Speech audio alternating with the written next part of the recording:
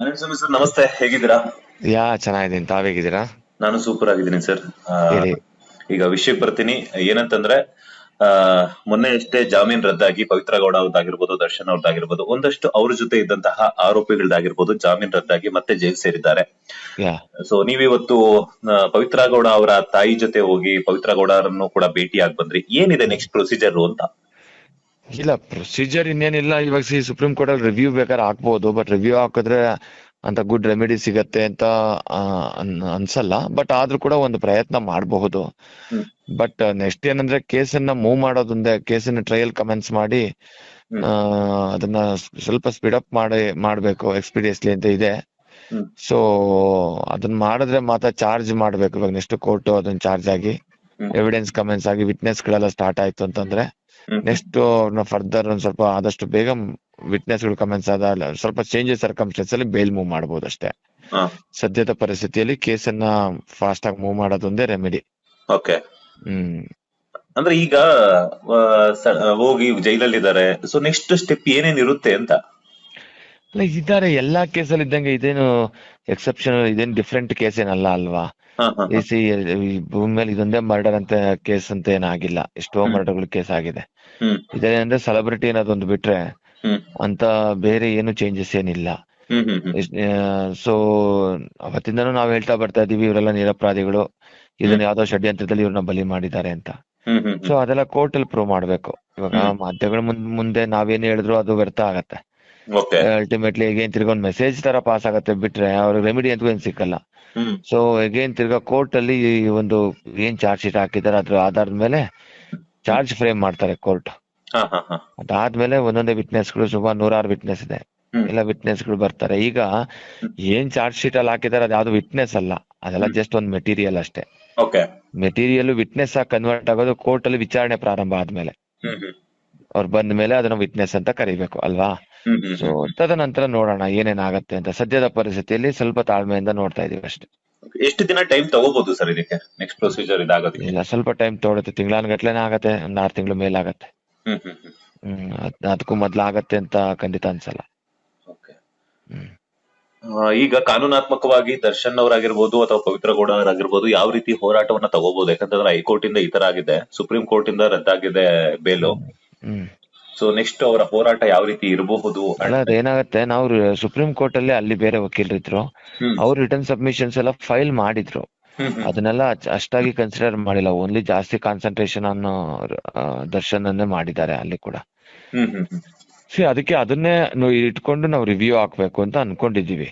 ಹ್ಮ್ still ನೋಡೋಣ, ಅದು ಅದ್ರ ಬಗ್ಗೆ ಇನ್ನ ಕ್ಲೈಂಟ್ ಜೊತೆ ಡಿಸ್ಕಷನ್ ಮಾಡಿ ಫರ್ದರ್ ಮೂವ್ ಆಗ್ತೀವಿ. ಓಕೆ. ಈಗ ನನಗೆ ಇನ್ನೊಂದು ಡೌಟ್ ಅಥವಾ ಕ್ವಶನ್ ಮಾರ್ಕ್ ಅಂತಾನೆ ಅನ್ಕೊಳ್ಳಿ ನನ್ನ ಮೈಂಡ್ ಅಲ್ಲಿ ಹ್ಮ್ ಇರುವಂತದ್ದು. ಹ್ಮ್ ಸೊ ಮೊನ್ನೆ ಈಗ ದರ್ಶನ್ ಅವರು ಒಳಗಡೆ ಕುತ್ಕೊಂಡು ಒಂದು ಸಿಗರೇಟ್ ಸೇತಿರುವಂತ ವಿಡಿಯೋ ಕೂಡ, ಹ್ಮ್ ಒಂದು ಫೋಟೋ ಕೂಡ ವೈರಲ್ ಆಗಿತ್ತಲ್ಲ. ಹ್ಮ್ ಅದಾಗಿರ್ಬೋದು, ಅವ್ರಿಗೆ ಐಫೈ ಲೈಫ್ ಒಂದು ಸವಲತ್ತುಗಳು ಕೊಟ್ಟಿದ್ದಾರೆ ಅಂತ ಹ್ಮ್ ಹೇಳ್ಬಿಟ್ಟು ಹ್ಮ್ ಅದಿತ್ತು. ಸೊ ನೆಕ್ಸ್ಟ್ ಅದನ್ನು ಕಡಿವಾಣ ಆಗ್ಬೇಕು ಅಂತ ಹೇಳ್ಬಿಟ್ಟು ಸುಪ್ರೀಂ ಕೋರ್ಟ್ ಅಲ್ಲಿ ಒಂದು ಆದೇಶ ಮಾಡಿದ್ದಾರೆ ಅಂತ ಹೇಳ್ಬಿಟ್ಟು ನನಗೆ ಇನ್ಫಾರ್ಮೇಶನ್ ಬಂತು. ಸೊ ಅದು ಅಲ್ಲ, ಅದು ಹೈಫೈ ಅಂತ ಏನಿಲ್ಲ ಅವ್ರೆ, ಅದು ನಾರ್ಮಲ್ ಆಗೇ ಇದ್ರು. ಅದನ್ನ ಹೈಫೈ ಆಗಿ ತೋರ್ಸುದ್ರು ಅಷ್ಟೇ ಕೆಲವೊಂದು ಮಾಧ್ಯಮಗಳಲ್ಲಿ. ಹಾ ಹಾ ಹಾ. ಸಿ ಒಳಗಡೆ ಒಂದು ಕಾಫಿ ಕುಡಿಯುವಂತದ್ದು, ಚೇರ್ ಮೇಲೆ ಕೂತ್ಕೊಳ್ಳುವಂತದ್ದು ಹೈಫೈ ಅಂತ ಹೇಳಿದ್ರೆ ನಾವ್ ಏನ್ ಹೇಳಕ್ಕಾಗತ್ತೆ? ಆಮೇಲೆ ಒಳಗಡೆ ಕೆಲವೊಂದೆಲ್ಲ ಜೈಲ್ ಮ್ಯಾನ್ಯುವಲ್ ಪ್ರಕಾರನೇ ಅಲ್ಲೇ ಬೇಕರಿ ಎಲ್ಲ ಕೆಲವೊಂದ್ ಸಿಗತ್ತೆ. ಹಾ. ಸೊ ಅದ್ರ ಪ್ರಕಾರ ಇರ್ತಾರ. ಸೊ ಅದನ್ನ ಅದು ಬೇರೆ ತರನೇ ಪೋರ್ಟ್ರೇ ಮಾಡಿದ್ರು. ಅಫ್ಕೋರ್ಸ್ ಹೌದು, ಹ್ಮ್ ಸುಪ್ರೀಂ ಕೋರ್ಟ್ ಕೂಡ ಹೇಳಿದೆ ಕೆಲವೊಂದು ಫೆಸಿಲಿಟಿ, 5 ಸ್ಟಾರ್ ಫೆಸಿಲಿಟಿ ಎಲ್ಲ ಕೊಡಬಾರ್ದು ಅನ್ನೋ ತರ ಹ್ಮ್ ಮಾಡಿದ್ದಾರೆ. ಹ್ಮ್ ನನ್ನ ಪ್ರಕಾರ ಅದು ಆರ್ಡರ್ ಅದು ಯಾಕೆ ಮಾಡಿದ್ರೋ ಗೊತ್ತಿಲ್ಲ. ಬಟ್ ಅದು ಕೂಡ ಈ ಒಂದು ಬೇಲ್ ಕ್ಯಾನ್ಸಲೇಷನ್ ಆಗಕ್ಕೆ ಒಂದು ಕಾರಣ, ಅವರು ಪ್ರಭಾವಿ ಅನ್ನೋ ತರ ಒಂದು ಪೋರ್ಟ್ರೇ ಆಯ್ತು. ಹ್ಮ್ ಸೊ ಹಾಗಾಗಿ ಅದೆಲ್ಲ ಆತರ ಎಲ್ಲ ಏನಿಲ್ಲ. ಇವಾಗ ಅವ್ರು ನಾರ್ಮಲ್ ಆಗೇ ಇರುವಂತದ್ದು.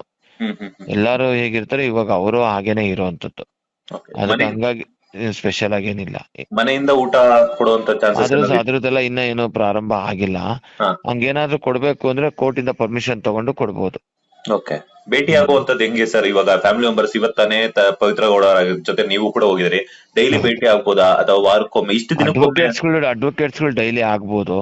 ಹಾ ಫ್ಯಾಮಿಲಿ ಮೆಂಬರ್ಸ್ ವಾರದಲ್ಲಿ 3 ದಿನ ಅನ್ಸುತ್ತೆ, ಆಸ್ ಪರ್ ಜೈಲ್ ಮ್ಯಾನ್ಯುಯಲ್ ಪ್ರಕಾರ ಅವ್ರು ಹಾ ಮೀಟ್ ಆಗ್ತಾರೆ. ಹಾ ಹಾ ಹಾ ಹಾ. ಹ್ಮ್ ಸೊ ಸದ್ಯಕ್ಕೆ ಇನ್ನೊಂದು ಎಷ್ಟು ದಿನ ಅಂತ ಹೇಳೋದಿಕ್ ಆಗಲ್ಲ. ಆಗೋಲ್ಲ. ಅದು ಸ್ವಲ್ಪ ಕಷ್ಟ ಇದೆ. ಯಾಕಂದ್ರೆ ಆ ಅದ್ ಯಾವ ರೀತಿ ಕೇಸ್ ಮೂವ್ ಆಗತ್ತೆ. ಇವಾಗ ನೋಡಿ, ಎಷ್ಟೊಂದ್ ಜನ ಡಿಸ್ಚಾರ್ಜ್ ಹಾಕೊಬಹುದು. ಅದೊಂದ್ ಸ್ವಲ್ಪ ಟೈಮ್ ಎಳ್ದಾಡುತ್ತೆ. ಹ್ಮ್ ಅದಾದ ನಂತರ ಚಾರ್ಜ್ ಆಗ್ಬೇಕು, ಹ್ಮ್ ಈ ತರ ಎವಿಡೆನ್ಸ್ ಆಗ್ಬೇಕು, ಈ ತರ ಟೈಮ್ ತಗೊಳ್ತಾ ಹೋಗುತ್ತೆ. ಸ್ವಲ್ಪ ಟೈಮ್ ಕನ್ಸ್ಯೂಮ್ ಅಂತೂ ಆಗತ್ತೆ. ಯಾಕಂದ್ರೆ ಏನೋ ಒಬ್ರೋ ಇಬ್ರೋ ಇದ್ದೀರಾ ಅಕ್ಯೂಸ್, ಅದೊಂಥರ 17 ಜನ ಅಕ್ಯೂಸ್ ಇದಾರೆ. 17 ಜನಕ್ಕೆ ಡಿಫ್ರೆಂಟ್ ಅಡ್ವೊಕೇಟ್ಸ್ ಇರ್ತಾರೆ. ಒಬ್ಬೊಬ್ರದ್ದು ಒಂದು ಥಾಟ್ ಪ್ರೊಸೆಸ್ ಇರುತ್ತೆ. ಹ್ಮ್ ಹ್ಮ್ ಹ್ಮ್ ಯುನೈಟ್ ಆಗಿ ಒಗ್ಗಟ್ಟಿನಿಂದ ಹೋದ್ರೆ ಅದು ಬೇರೆ ತರ ಮಾಡ್ಬೋದು. ಬಟ್ ಡಿಫ್ರೆಂಟ್ ಥಾಟ್ ಪ್ರೊಸೆಸ್ ಇದ್ದಾಗ ಹ್ಮ್. ಕೇಸ್ ಅಷ್ಟು ಈಸಿಯಾಗಿ ಸ್ಪೀಡ್ ಆಗಿ ಆಗತ್ತೆ ಅನ್ನೋದು ಹೇಳಕ್ಕಾಗಲ್ಲ. ಈಗ ನೀವಾಗ್ಲೇ ಹೇಳ್ತಾ ಇದ್ರಿ ಹೈಕೋರ್ಟ್ ಅಲ್ಲಿ ಬೇರೆ ಲಾಯರ್ಸ್ ಇದ್ರು ಅಂಡ್ ಸುಪ್ರೀಂ ಕೋರ್ಟ್ ಅಲ್ಲಿ ಬೇರೆ ಲಾಯರ್ಸ್ ಇರ್ತಾರೆ ಅಂತ ಹೇಳ್ಬಿಟ್ಟು, ಅದನ್ನ ಹೌದು. ನೇಮಕ ಮಾಡ್ಕೋಬಹುದಾ ಅಥವಾ ಹೈಕೋರ್ಟ್ ಅಲ್ಲಿ ಯಾರು ವಾದ ಮಾಡ್ತಿರ್ತಾರೋ ಅವರೇ ವಾದ ಮಾಡಬಹುದಾ? ಇಲ್ಲ ಅಲ್ಲಿ ಅವ್ರ ಇಷ್ಟ ಅಷ್ಟೇ. ಅವ್ರವ್ರ ಇಷ್ಟ. ಯಾವ್ದೇ ಕೋರ್ಟ್ ಅಲ್ಲಿ ಯಾವ್ದೇ ಆ ಲಾಯರ್ ಇಟ್ಕೊಳ್ತು ಆ ಕ್ಲೈಂಟ್ ಗೆ ಇರತಕ್ಕಂತ ಒಂದು ಹಕ್ಕು ಅದು. ಹಾ, ಹಾ, ಹಾ. ಮತ್ತೆ ಯಾರನ್ನ ಯಾವಾಗ ಬೇಕಾದ್ರೂ ಇಟ್ಕೊಬಹುದು. ಇವಾಗ ಯಾರನ್ನೋ ಇಟ್ಟಿರ್ತಾರೆ ಹ್ಮ್ ನೋಡಿ. ಪ್ರಾರಂಭದಲ್ಲಿ ನಾನ್ ಲಾಯರ್ ಆಗಿದ್ದೆ, ಹ್ಮ್ ಬೇಲ ಆಗಾಯ್ತು. ಅದಾದ್ಮೇಲೆ ಮಿಡಲ್ ಅಲ್ಲಿ ನಾನು ಅಡ್ವೊಕೇಟ್ ಪವಿತ್ರಾಗ ನಾನು ಆಗಿರ್ಲಿಲ್ಲ. ಹ್ಮ್ ಅವ್ರು ಸುಪ್ರೀಂ ಕೋರ್ಟ್ ಹೋದ್ರಲ್ಲ, ಅವಾಗ ನಾನು ಆಗಿರ್ಲಿಲ್ಲ. ಓಕೆ. ಎಗೇನ್ ತಿರ್ಗಾ ಲಾಸ್ಟ್ 1.5-2 months ಬ್ಯಾಕ್ ಎಗೇನ್ ತಿರ್ಗಾ ನನಗೆ ಕೇಸು ಎನ್ವರ್ಸ್ ತಗೊಂಡ್ಬಂದ್ ಕೊಟ್ರು. ಹ್ಮ್ ಸೊ ಹಂಗಾಗಿ ಅದು ಯಾವಾಗ ಎಗೇನ್ ಬರುತ್ತೆ, ಯಾವಾಗ ಇದಾಗತ್ತೆ ಅಂತ ಗೊತ್ತಾ, ಅದು ಕ್ಲೈಂಟ್ಸ್ ಗಳಿಗೆ ಬಿಟ್ಟಂತದ್ದು. ಹ್ಮ್ ಹ್ಮ್ ಹ್ಮ್ ಅವ್ರ ಅಂದ್ರೆ ಇವಾಗ ಕ್ಲೈಂಟ್ ಯಾರು ಲಾಯರ್ ಬೇಕು ಅಂತಂದ್ರು ಕೂಡ ಅವರನ್ನೇ ಸೆಲೆಕ್ಟ್ ಮಾಡ್ಕೋಬಹುದು. ಹೌದೌದು, ಅವರ ಡಿಸ್ಕಷನರಿ ಅದು. ಒಂದ್ ಲಾಯರ್ ನ ಚೇಂಜ್ ಮಾಡ್ಬೇಕಾದ್ರೆ ಸಿಮ್ ಪ್ರೊಸೀಜರ್ ಯೂನಿವರ್ಸಿಟಿ ಕೊಡ್ಬೇಕು ಅಂತ ಇರುತ್ತೆ. ಹ್ಮ್. ಅದ್ರ ಪ್ರಕಾರ ಏನೋ ಲಾಯರ್ ಯೂನಿವರ್ಸಿಟಿ ತಗೊಳ್ತಾರೆ, ಬೇರೆ ಲಾಯರ್ ಇಟ್ಕೊಂತಾರೆ. ಅದು ಅವ್ರವ್ರ ಹಕ್ಕಲ್ವಾ. ಹ್ಮ್ ಅವ್ರ ತಾನೇ ಅವ್ರ ನ್ಯಾಯವನ್ನು ಮಂಡಿಸ್ಬೇಕು.